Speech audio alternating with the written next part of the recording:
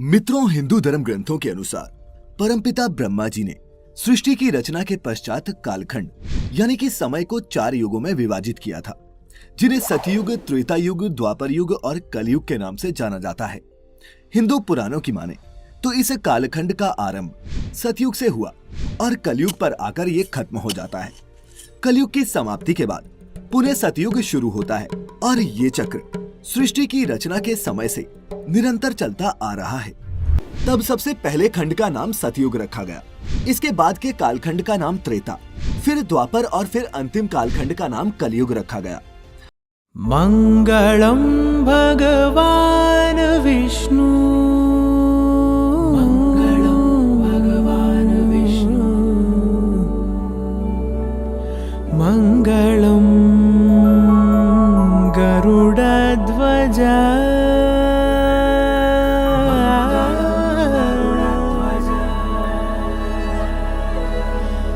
मंगलम पुंडरीकाक्षः,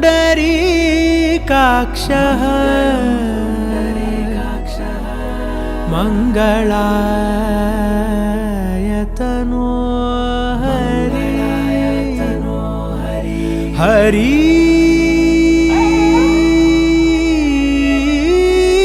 हरि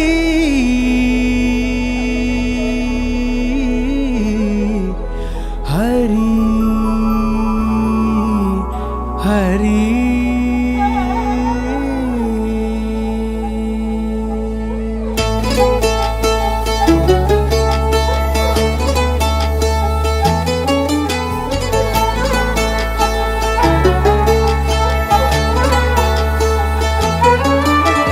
गरुडगमन तव चरणकमलमिह मनसि लसतु मम नित्यम्, गरुडगमन तव चरणकमलमिह मनसि लसतु मम नित्यम्, मनसि लसतु मम नित्यम्। मम तापमपाकुरु देव, मम पापमपाकुरु देव, मम तापमपाकुरु देव, मम पापमपाकुरु देव।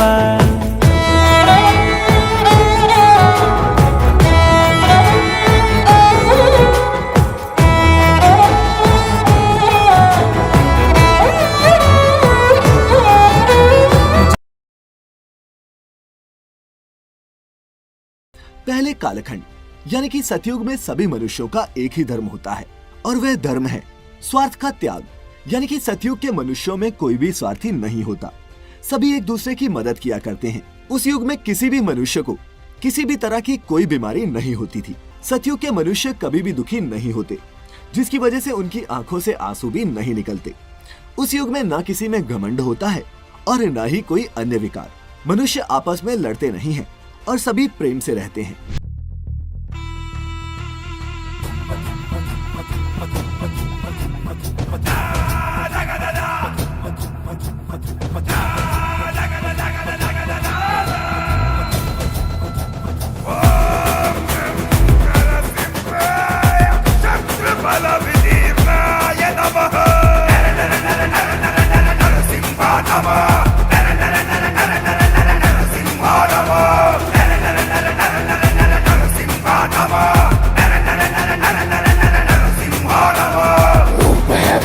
सारे नष्ट हुए दुष्ट जन, सिंह की ये गर्जना से भस्म हुए धूर्त सब। धड़ से होगा सर अलग, टुकड़े होंगे अतड़ियों के। हरि हुए उग्र, हरि हुए रुद्र।